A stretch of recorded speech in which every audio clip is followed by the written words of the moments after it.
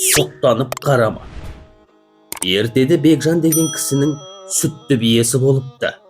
Ол биесін жұрт көзінен таса сай ішінде сауады екен. Қымызы бүкіл ауылға жетіпті. Бірде биесін жасырын сауып жатқанда сайға түсіп келе жатқан бір топ кісіні көреді. Бекжан биеге сұқтанса көз биеге емес тасқа түссін тіпә деп бір малта тасты бос шелектің ішіне тастайды. Өзі сүтті сауа береді. Аттылар жақын келгенде орнынан тұрып «Ассалаумағалейкум, жол болсын» деп сәлем береді.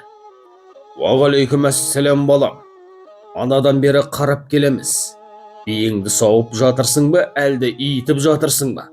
дейді топ ішіндегі ақсақалы. Бие оңайлықпен иімейтін еді. «Иітіп әуреленіп жатырмын» деп жауап береді. «Бәсе, біз де солай ойлап едік. 2-3 бие сауым уақыт өтті. Желіні бұлақтай не қылған бие?» деп мына бір жас бала таңғалып келе жатыр еді. «Біз дес бермей иітіп жатқан шығар деген едік. Біздің болжам рас келіпті» деп қария әрі қарай жүре береді. Жолаушылар кеткен соң Бекжан бос шелекті қарайды. Малта тас ортасынан қақ бөлінген екен.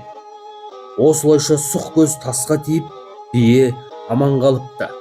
Тіл тас жарады, тас жармаса бас жарады деген тәмсіл сөз осыдан қалған екен.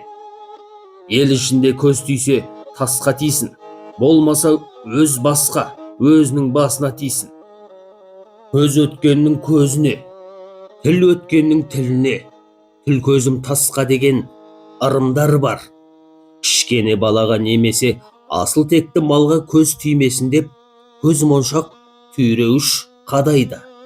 Ел сенімінде түйреуіш тосыннан келген көзді тілді түйреп өтеді деген сенім бар. Енді бірі үйдің босағасына, көлігіне қызыл шүберек байлайды. Діни аңыздарда қызыл түс Сүлеймен пайғамбардың жалауы болған деседі.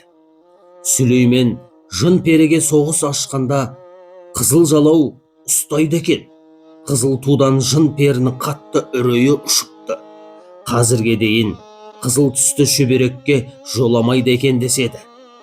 Көз бен тілден келетін бәлені ескеріп, әулие даналар «Сұқтанып қарама, тесіліп таңданба» деген ырымдар қалдырып